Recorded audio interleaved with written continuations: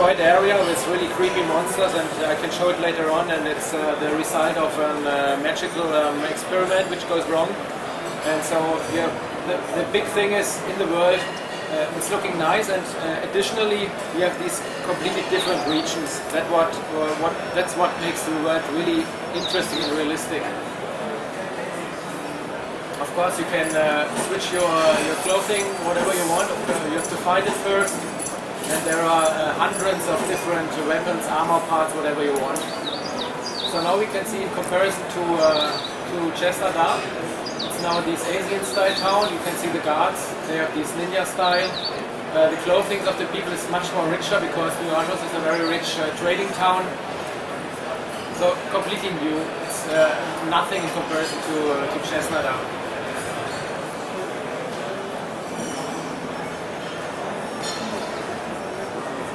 While sprinting, you have this stamina. It's the yellow thing in the edge. That's you need it for sprinting, and so after a time you have to regenerate and get the stamina back. Right now we are approaching the University of New Argos. That's the thing I told you before, an important place in the main quest. So Gandor has started here in his youth, and now in the main quest I have to find the professor who was with him and get some questions out of him. There are no loading screens at all in the world, in the open world. Only if you're approaching bigger buildings and go inside, then there is a very short loading screen. But beside this, there are no loading times at all.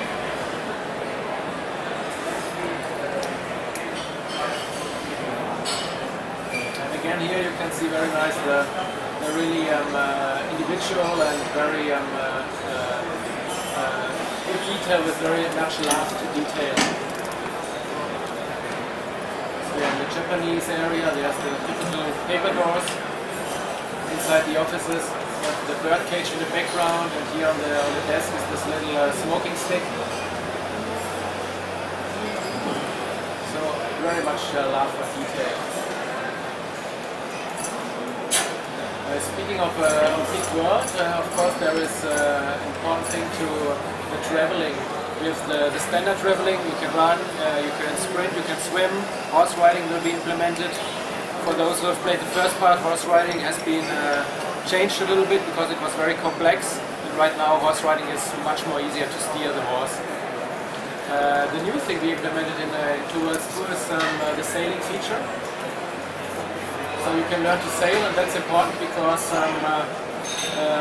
the world is very big. It's not the final map, it's just to show you the dimensions. So we are now on this island. That's the jungle island. Then we have a little island here. There's a little island with desert and savanna.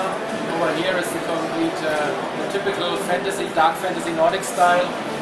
And to explore these areas, these islands, you have to learn the sailing. Of course, you can also swim. It's just to show you the graphics again.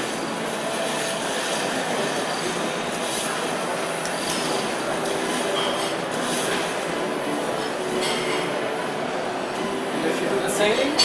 The funny thing is that really it's a kind of sailing simulation inside the RPG. So Miroslav Dimic, the chief executive officer of Reality Pump, he's a hobby sailor himself. So you have to look for the wind. You see it on the red flag on the top or even on the mini-map. And now you have to get by steering. You can choose the steering, and you also can change the sail. So now you have to get the boat in a good direction to the wind. And the better you get this, the faster the boat will travel. You can zoom around the camera free while sailing, so it's a very nice and it's a kind of vacation feeling in the game.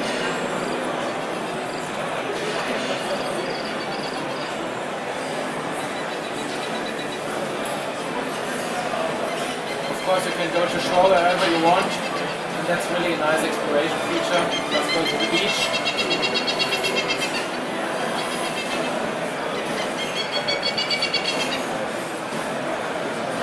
You can park your boat anywhere you want? Yeah, anywhere you want, yeah. Just jump out. You can also jump out of the boat in the middle of the sea, but then you really have to get after the boat because you're dying if the boat is going away and you're swimming in the open sea. But you get information about that. Okay, then I show you the fighting system.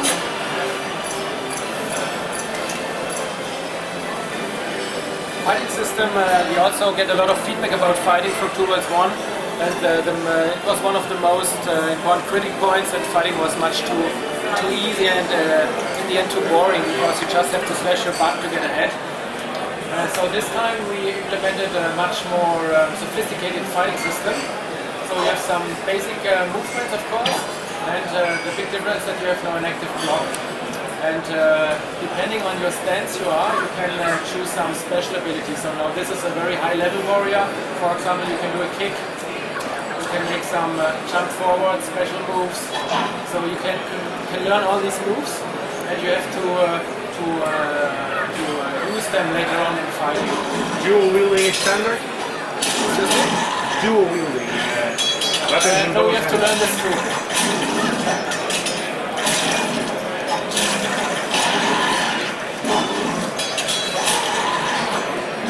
It's very important that you change the system or the strategy of your fighting, because the enemies are remembering. So if you're doing the same attack all the time, the damage you are doing is getting less and less. So you have to change your strategy. And your movement, is it limited to how much gear you have on, or no, it's a by the weight you're carrying? Yes, it's going to the inventory. The inventory is unlimited in terms of slots, so you can scroll down the thing, but you see the limitations by weight down there. It's 89 of 278. You look quite heavy, but you move so smooth. Yeah, no, that's not. The movement is always the same. Always the same. Yeah. The problem is when you get over your weight you can bear, then you will slow down very much.